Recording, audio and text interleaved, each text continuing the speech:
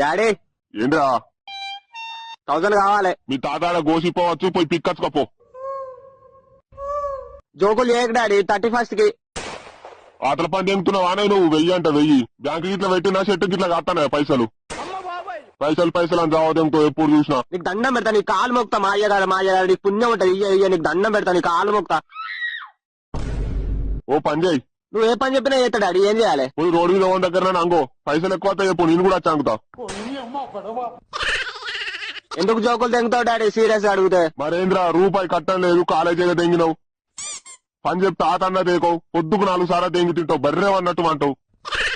ఎట్లా రబుద్ది అవుతుంది పైసలు నీకు? నీ అవ్వ చుట్టాలు అడిగితే మాత్రం వేలకు వేలు అలా బొందల మీద పెడతావు. నేను అడిగితే రూపాయి ఉండదు నీ తానా. లౌడాగా లొక్కడు మళ్ళీ రిటర్న్ ఇచ్చిన లేడు. నీతి నీళ్ల పాలు గుద్ద లోకల పాలు అన్నట్టు. నాకే ఎదురు మాట్లాడుతున్నావారా నువ్వు? రాత్రులు గడ్డపార